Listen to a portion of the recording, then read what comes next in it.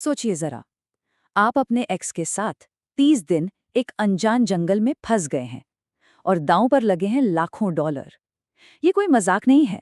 ये एक ऐसा खतरनाक खेल है जहां मनोविज्ञान, रणनीति और बदला सब कुछ शामिल है।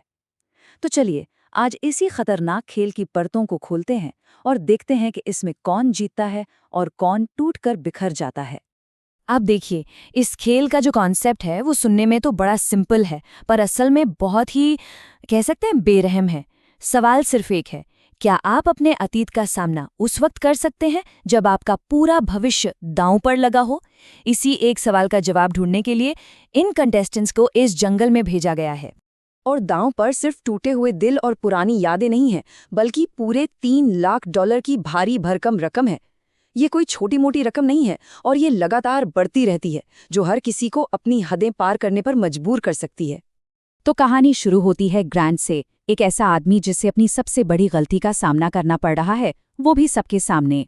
उसने नेशनल टेलीविजन पर अपनी एक्स गर्लफ्रेंड एशले को धोखा दिया था और अब सजा के तौर पर वो उसी एशले और अपनी 4 और एक्स गर्लफ्रेंड्स के साथ एक अनजान जंगल में फंस गया है। पर रुकिए, कहानी में असली मजा तो अब शुरू होता है। ये सिर्फ एक सर्वाइवल चैलेंज नहीं था कि कौन ज्यादा दिन टिकता है। नहीं, ये तो रहस्यों का खेल था। एक ऐसा खेल जिसमें दोनों तरफ के लोगों को कुछ ऐसे सीक्रेट नियम बताए गए थे जो दूसरे को नहीं पता थे। और यहीं से शुरू हुआ पावर का असली गेम। तो क्या थे वो सीक्रेट रूल्स? वो कौन सी बातें थीं जो इस खेल को इतना इतना दिलचस्प और खतरनाक बना रही थीं? चलिए पता लगाते हैं, क्योंकि ये नियम ही इस पूरे खेल की जान थे।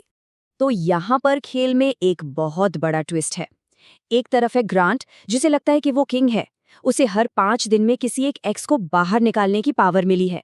पर उसे ये नहीं पता कि जो भी लड़की आखिर तक बचेगी, उसके पास एक ब्रह्मास्त्र होगा, पूरा का पूरा प्राइज मनी चुराने का हक। मतलब ग्रांट के हाथ में आखिर में कुछ भी नहीं बचेगा, जीरो। तो अब सवाल ये उठता है कि इन छिपे हुए नियमों के साथ असली पावर किसके पास है? ग्रांट के पास, जो एक एक करके सबको निकाल सकता है, या उन लड़कियों के पास जिनके पास आखिरी चाल चलने का मौका है? यहीं से शुरू होता है असली दिमागी खेल। और देखिए, होता भी वही है जिसकी उम्मीद थी। खेल शुरू होते ही सारी लड़कियां एक हो जाती हैं। उनका मिशन ग्रांट से बदला। उन्हें पता था कि अगर वो बट गई तो ग्रांट एक एक करके सबको निकाल देगा। इसलिए उन्होंने बनाया एक अलायंस।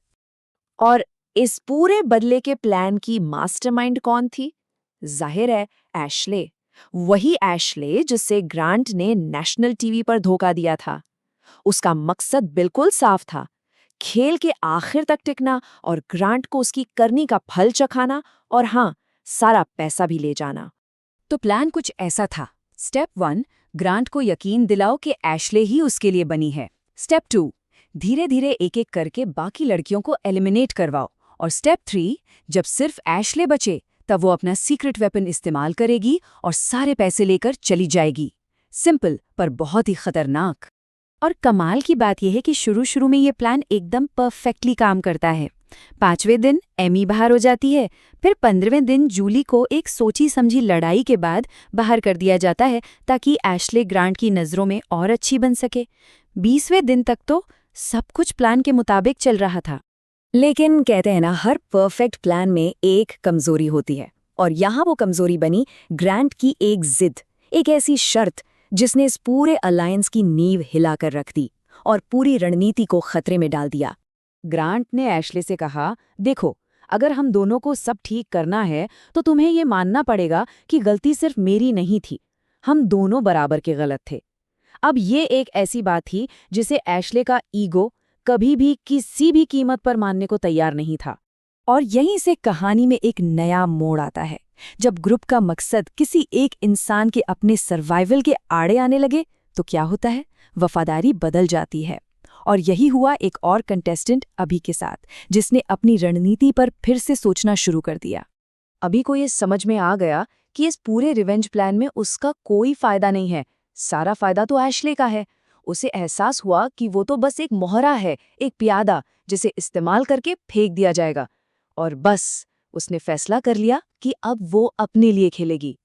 तो बस यहाँ से शुरू होता है गेम का फाइनल चैप्टर, एक ऐसा चैप्टर जो धोखे, मैनिपुलेशन और एक ऐसे क्लाइमैक्स से भरा है जिसके बारे में किसी ने सोचा भी नहीं था। अब देखिए आखिर में क्या क्या होता है। 23वें दिन अभी जाकर ग्रैंट को वो सबसे बड़ा सीक्रेट बता देती है, पैसे चुराने वाला। 24वें दिन ग्रैंट अभी से बाइबल पर हाथ रखवाकर कसम लेता है कि वो उसे धोखा नहीं देगी। और 25वें दिन अपने इस नए अलायंस पर भरोसा करके ग्रैंट अपने सबसे बड़े दुश्मन एशले को गेम से बाहर कर देता है। ग्रैंट को अब पूरा यकीन हो चुका था कि वो जीत गया है। वो एक लंबा चौड़ा भाषण देता है, माफी के बारे में, भरोसे के बारे में, और ये सब वो अभी को सुना रहा था।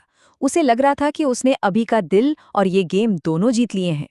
पर सवाल ये है कि क्या ये सब सच था?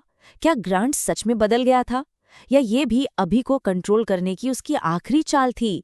उसके इरादे क्या थे, ये एक बहुत बड़ा सवाल था जो आखिरी फैसले पर टिका था। और अब मोमेंट ऑफ ट्रूथ, खेल की असली पावर, वो सीक्रेट पावर अभी के हाथ में दी जाती है। अब सिर्फ उसका एक फैसला ग्रैंट की किस्मत तय करेगा।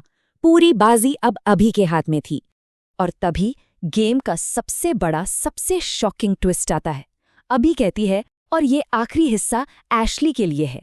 वो बताती है कि ग्रांट ने सिर्फ उसे मैनिपुलेट किया और वो आज भी अपने पुराने प्लान यानी एशली के बदले के साथ खड़ी है। और बस एक झटके में वो ग्रैंट का दिल और उसका भरोसा चकनाचूर कर देती है।